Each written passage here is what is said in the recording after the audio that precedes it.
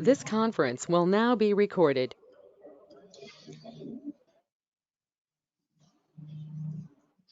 बिस्मिल्लाहिर्रहमानिर्रहीम। अस्सलाम वालेकुम। उम्मीद है आप सब खैरियत से हैं। हमारे आज के लेक्चर का टॉपिक है registration of mortgages and charges. जैसे कि आपको पता है कि हमने कल के टॉपिक में मॉर्गेज और चार्ज का कॉन्सेप्ट ले लिया था, तो अब हम ये पढ़ने जा रहे हैं कि अगर कंपनी ने लोन जो लिया था क्रेडिटर से, उस लोन को सिक्योर करने के लिए अपनी कोई प्रॉपर्टी मॉर्गेज की या अपने किसी प्रॉपर्टी के ऊपर कोई चार्ज क्रिएट किया या अपने किसी एसेट को प्लेज किया, तो इस मॉर्गेज या चार्ज या प्लेज को रजिस्टर्ड करवाना पड़ता है। रजिस्ट्रार के पास इसकी रजिस्ट्रेशन करवानी पड़ती है।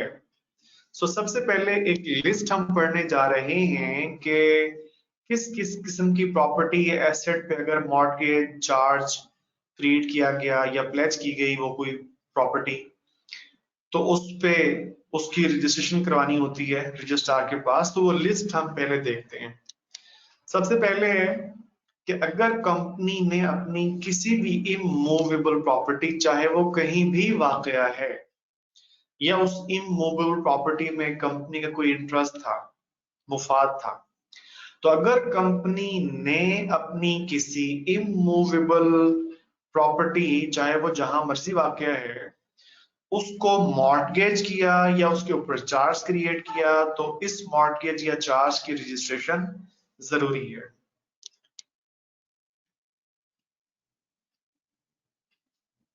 समझ आ गई जी पहला पॉइंट? अच्छा, नंबर 2 है कि मॉर्गेज या charge for the purposes of securing any issue of debentures. Company ने डिबेंचर्स इशू किए थे, कल के लेक्चर में आपको डिबेंचर्स के बारे में बता चुका हूं। अच्छा, अब डिबेंचर जो कंपनी ने इशू किए थे, तो ये भी एक बोरोइंग ही है।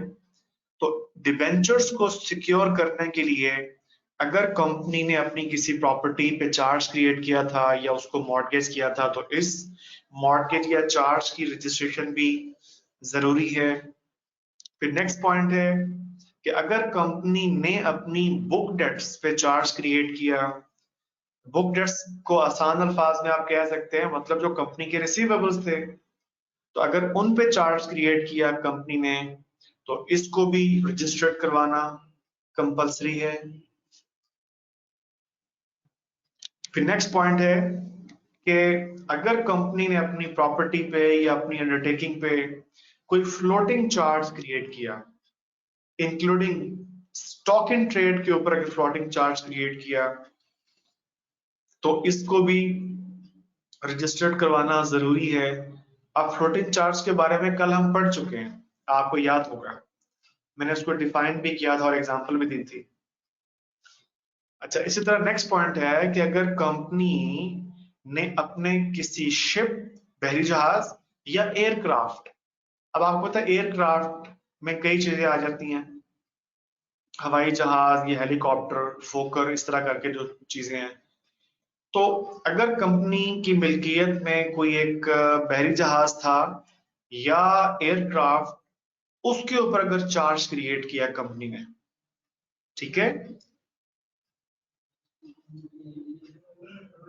या किसी शिप में या एयरक्राफ्ट में कंपनी का शेयर था, उस पर चार्ज क्रिएट कर दिया लोन को सिक्योर करने के लिए, तो इस किस्म के चार्ज की रजिस्ट्रेशन भी जरूरी है। फिर नेक्स्ट पॉइंट है कि अगर कंपनी ने अपनी गुडविल पे चार्ज क्रिएट कर दिया या अपनी इंटेलेक्चुअल प्रॉपर्टी पे चार्ज क्रिएट कर दिया। अब गुडविल का मतलब है कंपनी का नाम, जो है, जो कंपनी की पॉपुलैरिटी है, फेम है, सिंपल वर्ड्स में जो उस कंपनी का नाम है। और इंटेलेक्चुअल प्रॉपर्टी में क्या आती है, जैसे कि कोई कंपनी का सीक्रेट फॉर्मूला है, ठीक है, जो उसके बिजनेस की कामयाबी का राज है, ठीक है, या डिजाइन है या कोई रेसिपी है। तो इस किस्म की चीजों को हम क्या कहते हैं, इंटेलेक्चुअल प्रॉपर्टी। तो अगर एक कंपनी ने जो कर्ज दिया क्रेडिटर से, उस कर्ज को सिक्योर करने के लिए अगर क्रेडिटर से ये कह दिया कि हम अगर आपको कर्ज वापस ना कर सके तो ये कंपनी की गुडविल फिर आपके हवाले कर देंगे, हम कंपनी का नाम आपको दे देंगे, या फिर ये इंटेलेक्चुअल प्रॉपर्टी हमारे पास जो है ये फिर हम आपके हवाले कर देंगे, मतलब उन्होंने दांव पे लगाई है कंपनी की गुडविल। तो इस किस्म का अगर चार्ज क्रिएट किया गया है तो इसकी रजिस्ट्रेशन भी जरूरी है। फिर नेक्स्ट पॉइंट है कि अगर कंपनी ने अपनी किसी मूवेबल प्रॉपर्टी के ऊपर चार्ज क्रिएट किया है या उसको प्लेज किया है। कल आपको पता है जब मैं प्लेज के बारे में बता रहा था तो मैंने स्पेसिफिकली बताया था कि मूवेबल प्रॉपर्टी का पोजेशन जब हम क्रेडिटर के हवाले कर देते हैं for the security of debt, तो इसको हम प्लेज कहते हैं। तो अगर कंपनी ने अपनी किसी मूवेबल प्रॉपर्टी को प्लेज किया या उसके ऊपर चार्ज क्रिएट किया तो इस प्लेज या इस चार्ज को भी रजिस्टर्ड करवाना जरूरी होगा। इसी तरह नेक्स्ट पॉइंट है कि अगर कंपनी ने कोई रिडीमेबल कैपिटल की नेचर का कोई इंस्ट्रूमेंट इशू किया था, जैसे कोई मुशारका सर्टिफिकेट या मुदारबा सर्टिफिकेट अगर इशू किया था, और इस इस बारे में भी कंपनी ने अपने किसी एसेट को मॉर्गेज किया या उसके ऊपर चार्ज क्रिएट किया, तो उस मॉर्गेज या चार्ज को भी रजिस्टर्ड करवाना होगा। और आखिरी पॉइंट है कि अगर कंपनी ने कोई मशीनरी या कोई इक्विपमेंट या कोई और गुड्स वगैरह के हासिल करने के लिए कंपनी ने किसी के साथ कोई कंडीशनल सेल एग्रीमेंट किया, जैसे कोई लीज फाइनेंस एग्रीमेंट कर लिया किसी के साथ, हायर परचेज एग्रीमेंट कर लिया। उम्मीद है ये अल्फाज आपने पढ़े हुए हैं, सुने हुए हैं, lease financing, hire purchase, sale and lease back. तो अगर कंपनी ने इस किस्म का कोई कंडीशनल सेल एग्रीमेंट किया है और इस एग्रीमेंट में कंपनी ने अपने किसी एसेट को मॉर्गेज किया है या अपने किसी एसेट के ऊपर चार्ज क्रिएट किया है, तो फिर इस मॉर्गेज या चार्ज को रजिस्टर्ड करवाना भी जरूरी होगा। सो ये है जी वो तमाम पॉइंट्स, ये है वो लिस्ट के अगर इन एसेट्स में से किसी भी एसेट के ऊपर कंपनी ने चार्ज क्रिएट किया या मॉर्गेज किया या उसको प्लेज किया तो उसकी रजिस्ट्रेशन रजिस्ट्रार के पास करवाना जरूरी हो जाएगा। इसके बाद है negotiable instruments not to be treated a mortgage or charge। अब इसको जरा गौर से सुनिएगा इस पॉइंट को जो अब बताने लगा हूं। देखिए अगर कंपनी ने अपनी बुक डेट पे चार्ज क्रिएट किया है, अभी थोड़ी देर पहले एक पॉइंट आया था बुक डेट के ऊपर चार्ज क्रिएट कर देना, मतलब ये कि जो कंपनी के रिसीवेबल्स हैं उनको दाव पे लगा देना। कंपनी ये अगर कह रही है कि जी हमें क्रेडिटर कर्ज दे दे, अगर कर्ज वापस ना किया जा सका तो ये जो हमारे रिसीवेबल्स हैं इनको रिसीव करने का राइट फिर आपको दे देंगे। तो अगर कंपनी ने अपने रिसीवेबल्स दाव पे लगा दिए हैं, बुक डेट्स की बेस पे वो कर्ज दिया है, तो अगर बुक डेट पे चार्ज क्रिएट किया गया था लेकिन उसके बावजूद कंपनी ने कर्ज की वापसी की जमानत के तौर पे एक चेक दे दिया, ठीक है, कोई पोस्ट चेक दे दिया, तो ये जो चेक है ना ये मॉर्गेज या चार्ज कंसिडर नहीं किया जाएगा। ये जो चेक है ये मॉर्गेज या चार्ज ट्रीट नहीं किया जाएगा। यार जरा बताइएगा आप सब लोग, क्या ये पॉइंट आपको समझ आया ये वाला? रिस्पॉन्ड करें प्लीज। ओके जी, चलें, गुड हो गया, ठीक है आगे चलते हैं। Particulars, manner and time limit for registration.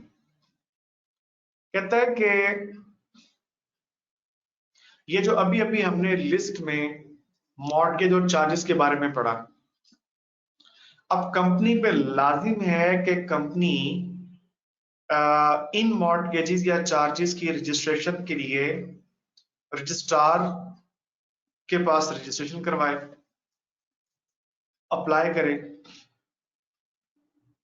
तो जो प्रॉपर्टी या एसेट मॉर्टगेज किया है, जिस प्रॉपर्टी या एसेट के ऊपर चार्ज क्रिएट किया गया, उसके पर्टिकुलर्स, ठीक है, उस अंडर चार्ज प्रॉपर्टी या उस मॉर्टगेज्ड प्रॉपर्टी या उस प्लेज्ड प्रॉपर्टी के जो पर्टिकुलर्स हैं वो, और उनके साथ कॉपी ऑफ द इंस्ट्रूमेंट। इस कॉपी ऑफ द इंस्ट्रूमेंट का मतलब है कंपनी और क्रेडिटर के दरमियान जो लोन का एग्रीमेंट हुआ है, उस एग्रीमेंट की कॉपी। सादा से अल्फाज में आपको समझाने की कोशिश कर रहा हूं मैं। तो ये दोनों चीजें कौन कौन सी, मॉर्टगेज्ड या अंडर चार्ज या प्लेज जो प्रॉपर्टी है उसके पर्टिकुलर्स के वो कहाँ है, कितनी मालियत की है, ये चीजें, और एग्रीमेंट की कॉपी, लोन एग्रीमेंट की कॉपी, ठीक है, जो कि वेरीफाइड होनी चाहिए, मुसद्दका होनी चाहिए। तो ये चीजें जो हैं ये रजिस्ट्रार को जमा करवाई जाएंगी for the purpose of registration. और अब सवाल ये पैदा होता है कि कितने दिनों के अंदर अंदर, तो इसका जवाब है with in the period of 30 days.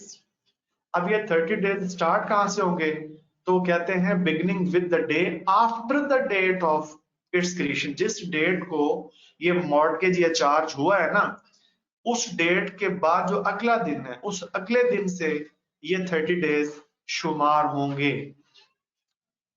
जी जरा बताइए, ये समझ आया? कम ऑन, ये बता दीजिएगा कि समझ आ गई ये पॉइंट, टाइम पीरियड वाला। ओके, इसके बाद है एक और पॉइंट यहां पे लिखा हुआ है, इसको जरा देख लें। ये हाउएवर वाला कहते हैं अगर अभी तक कंपनी ने उस मॉर्टगेज या चार्ज की रजिस्ट्रेशन अभी तक नहीं करवाई थी, कि मॉर्टगेज या चार्ज की रजिस्ट्रेशन करवाने से पहले ही उस प्रॉपर्टी में किसी पर्सन को राइट हासिल हो गया, जैसे मिसाल के तौर पे किसी पार्टी ने उस प्रॉपर्टी को खरीदने का कॉन्ट्रैक्ट कर लिया, लेकिन ऑब्वियसली तय यही हुआ होगा कि कंपनी पहले इस प्रॉपर्टी, ये जो मॉर्टगेज प्रॉपर्टी है या अंडर चार्ज प्रॉपर्टी है, इसको क्लियर करके देगी। जाहिर सी बात है यही तय हुआ होगा। तो अगर मॉर्टगेज या चार्ज को अभी तक रजिस्टर्ड नहीं करवाया गया था, कि इससे पहले ही किसी पार्टी ने उस प्रॉपर्टी में एक राइट एक्वायर कर लिया, और राइट एक्वायर करने के बाद ये रजिस्ट्रेशन करवाई गई है, सब्सिक्वेंट का मतलब बाद में वो रजिस्ट्रेशन करवाई गई है उस मॉर्टगेज या चार्ज की, तो इसमें कानून कहता है कि वो जो राइट एक्वायर हुआ था ना, ठीक है, उस पे कोई फर्क नहीं पड़ेगा, उस राइट पे कोई फर्क नहीं पड़ेगा। जी बता दें, बात समझ आ गई जी? ये थोड़ा सा ट्रिकी पॉइंट है ये वाला, आपसे मैं मालूम करना चाह रहा हूं कि ये बात समझ आ गई आपको? ओके जी। अच्छा, इसके बाद है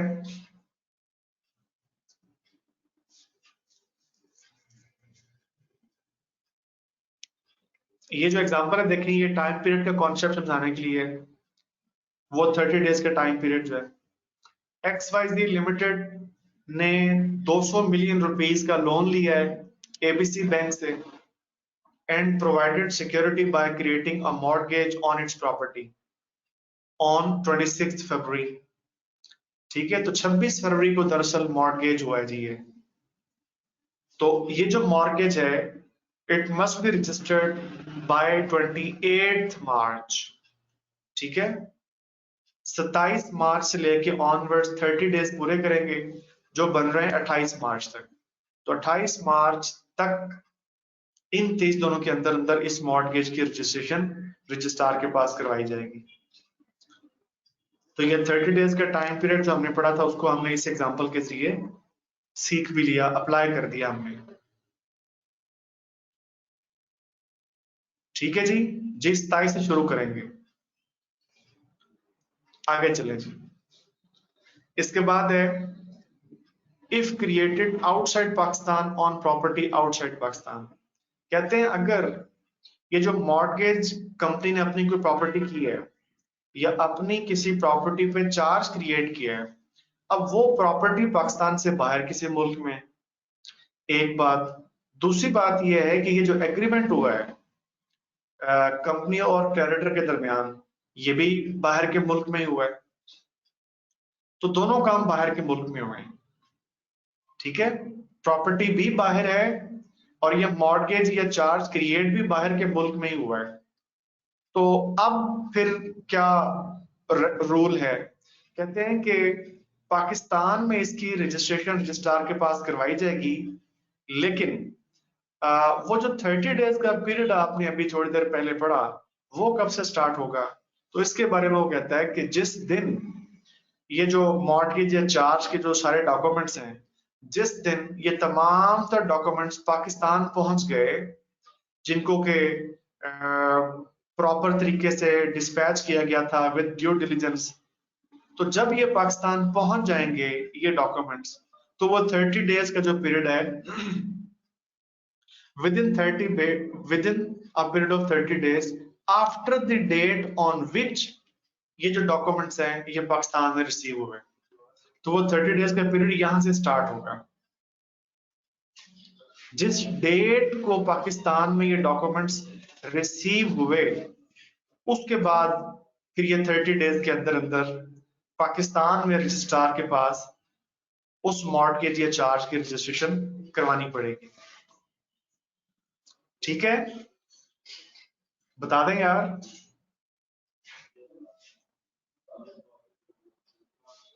बच्चों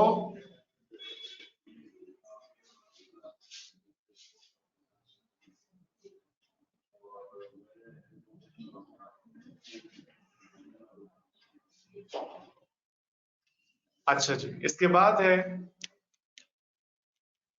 नेक्स्ट हमारा point, if created in Pakistan on property outside Pakistan. अब कहते हैं कंपनी और क्रेडिटर के दरमियान जो लोन का एग्रीमेंट हुआ है, जिस लोन को सिक्योर करने के लिए कंपनी ने अपनी कोई प्रॉपर्टी मॉर्गेज किया है या उस पर चार्ज क्रिएट किया है, अगर ये एग्रीमेंट पाकिस्तान में हुआ है, लेकिन जो प्रॉपर्टी मॉर्गेज की गई है, ये जिस प्रॉपर्टी के ऊपर चार्ज क्रिएट किया गया, वो प्रॉपर्टी पाकिस्तान से बाहर किसी मुल्क में, तो इस सूरत में क्या किया जाएगा? तो इस सूरत में कानून कहता है कि फिर जिस मुल्क में वो प्रॉपर्टी वाकया है कंपनी की, उस मुल्क के रजिस्ट्रार या जो भी रेलेवेंट अथॉरिटी है, उसके पास भी इसको रजिस्टर्ड करवाया जाएगा। पाकिस्तान में तो रजिस्ट्रार के पास रजिस्ट्रेशन करवानी ही है, लेकिन जिस मुल्क में वो प्रॉपर्टी वाकया है, जो भी उसकी रेलेवेंट अथॉरिटी है, वहां भी रजिस्ट्रेशन करवाई जाएगी। जी बताएं, समझ आई जी?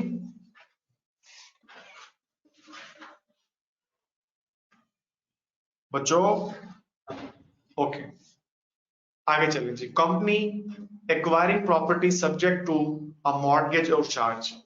इसका मतलब ये है कि अगर कोई कंपनी किसी से कोई ऐसी प्रॉपर्टी एक्वायर कर रही है कि जो मॉर्गेज या अंडर चार्ज है,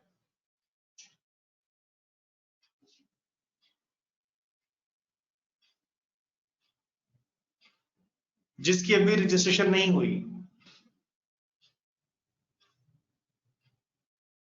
तो उस मॉर्गेज या चार्ज की रजिस्ट्रेशन से मुतालिक भी यही प्रोविजंस अप्लाई होंगी जो अभी अभी आपने पढ़ी है। जैसे एग्जांपल के लिए समझ लेते हैं, जाफर लिमिटेड ने एक प्रॉपर्टी एक्वायर की है 26 फरवरी को, किससे? मैसर्स अली एंड सन्स से, which is subject to a charge. और जो प्रॉपर्टी एक्वायर की है वो अंडर चार्ज प्रॉपर्टी थी, तो जाफर लिमिटेड के ऊपर अब जरूरी है कि जाफर लिमिटेड उस चार्ज को रजिस्टर्ड करवाए 1 महीने के अंदर अंदर, यानी 28 मार्च तक। जी बताएं, बात समझ आ गई जी ये वाली बच्चों?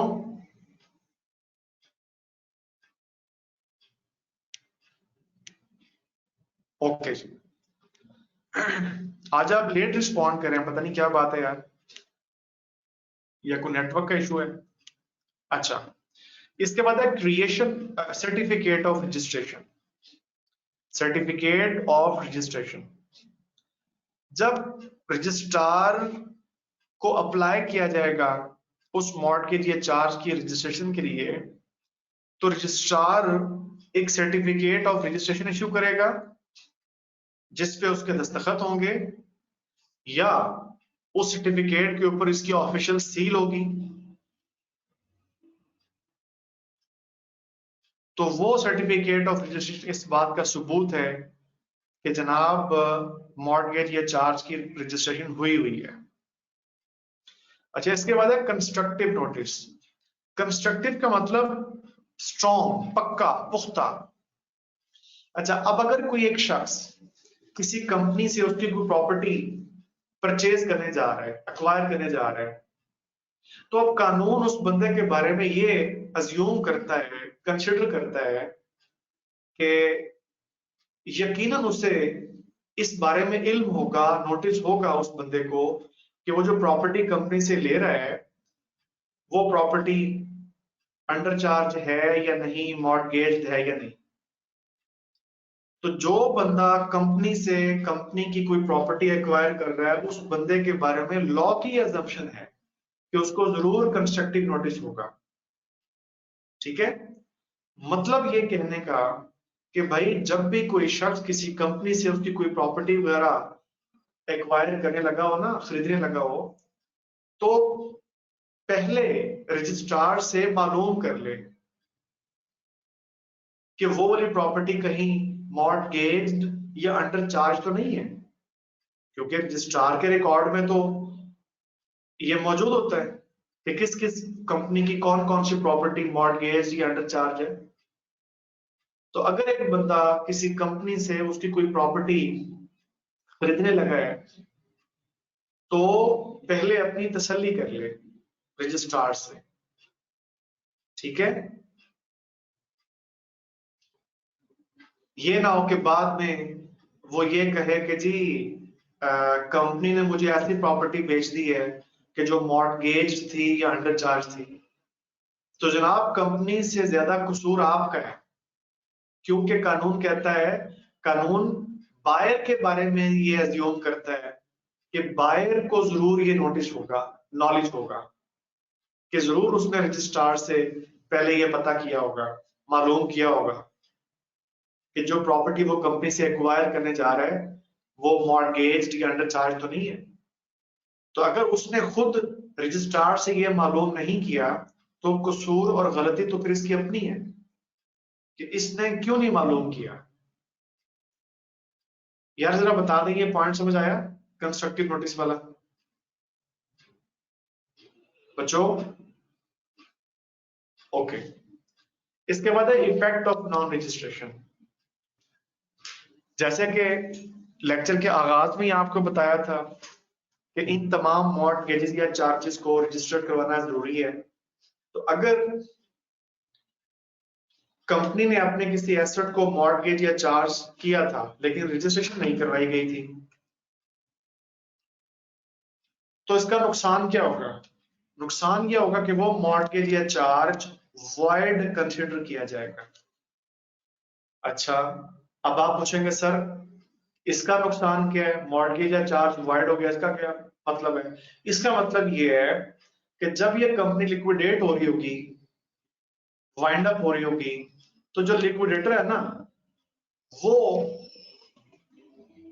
किसी क्रेडिटर का क्लेम एक्सेप्ट नहीं करेगा। मिसाल के तौर पे कंपनी वाइंड अप हो रही है, लिक्विडेटर अपॉइंटेड है, एक क्रेडिटर आके ये कहता है कि ये जो फुला एसेट है ना, इसके इवज कंपनी ने मुझसे लोन लिया हुआ था और ये एसेट मेरे पास मॉर्टगेज था या अंडर चार्ज था, लिहाजा ये वाला एसेट तो मेरे हवाले कर देना। ठीक है, तो अगर वो एसेट उसका मॉर्गेज या चार्ज रजिस्टर्ड नहीं था, तो लिक्विडेटर उस क्रेडिटर का ये क्लेम एक्सेप्ट नहीं करेगा, और इवन जो दीगर क्रेडिटर्स हैं वो भी इस बात को नहीं मानेंगे। होगा ये कि वो जो अंडर चार्ज या मॉर्गेज एसेट था वो कंपनी के बाकी एसेट्स या प्रॉपर्टीज के साथ मिला के सेल किया जाएगा, और लिक्विडेटर तमाम एसेट्स को सेल करके आने वाले पैसों को फिर तकसीम करेगा जितने भी क्रेडिटर्स हैं। तो वो जो क्रेडिटर था ना, जो ये कह रहा था कि फलां एसेट या प्रॉपर्टी मेरे हवाले कर दें, ठीक है, उसका वो क्लेम नहीं माना जाएगा अगर वो मॉर्गेज या चार्ज रजिस्टर्ड नहीं था तो। इसलिए अब आप अहमियत का अंदाजा लगा सकते हैं कि मॉर्गेज या चार्ज की रजिस्ट्रेशन कितनी इंपॉर्टेंट होती है। अलबत्ता एक बात है कि वो जिस प्रॉपर्टी को मॉर्गेज करके या उसके ऊपर चार्ज क्रिएट करके जो लोन लिया गया था ना, वो जो लोन का कॉन्ट्रैक्ट था, वो जो ऑब्लिगेशन था फॉर रीपेमेंट ऑफ मनी, उस पर कोई फर्क नहीं पड़ेगा। वो ऑब्लिगेशन फॉर रीपेमेंट अपनी जगह पे कायम है। अगर वो मॉर्गेज या चार्ज रजिस्टर्ड नहीं भी है, कोई बात नहीं, वो ऑब्लिगेशन तो कंपनी पे है ही है, वो अमाउंट रीपे करनी ही करनी है। मतलब ये नहीं है कि कंपनी ये कहे कि चूंकि मॉर्गेज या चार्ज रजिस्टर्ड नहीं है लिहाजा हम वो लोन भी रीपे नहीं करते। नॉट एट ऑल, इतने चालाक ना बने। उस ऑब्लिगेशन के ऊपर कोई फर्क नहीं पड़ेगा, वो रकम तो बहरहाल वापस करनी पड़ेगी, चाहे मॉर्गेज या चार्ज अनरजिस्टर्ड ही क्यों नहीं है। जी जरा प्लीज बता दें, ये वाला पॉइंट समझ आ गया?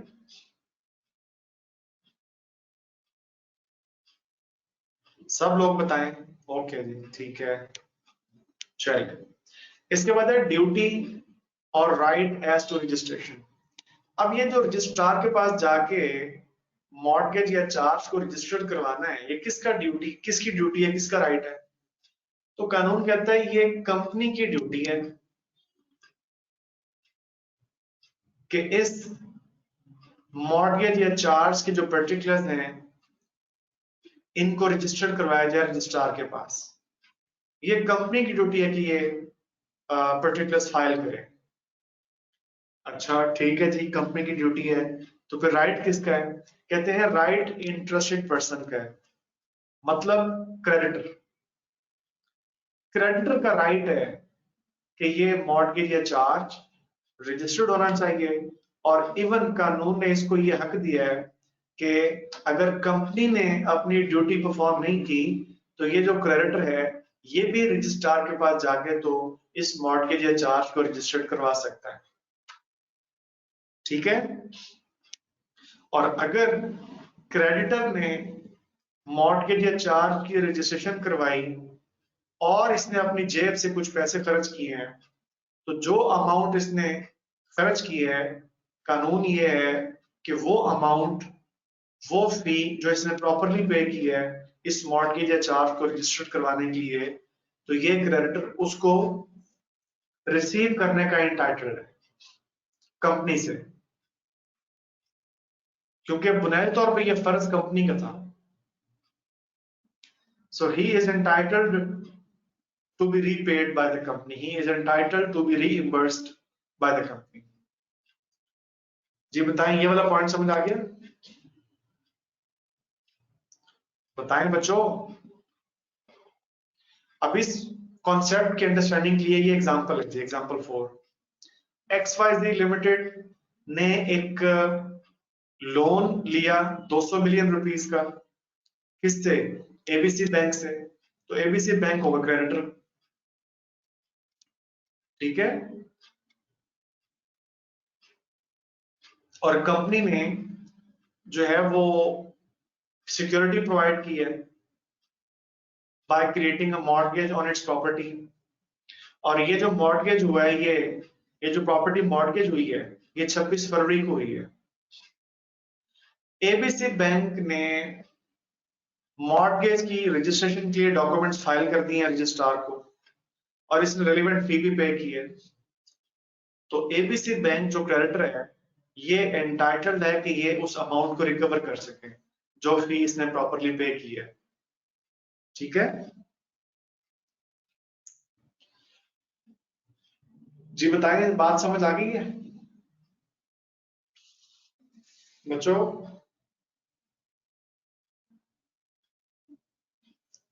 चलिए जी, तो यहां तक हमारा आज का लेक्चर है जी। यहाँ पे हम अपना आज का लेक्चर कंक्लूड करते हैं। इंशाल्लाह नेक्स्ट लेक्चर में नए टॉपिक के साथ फिर मिलेंगे। तब तक के लिए अल्लाह हाफिज।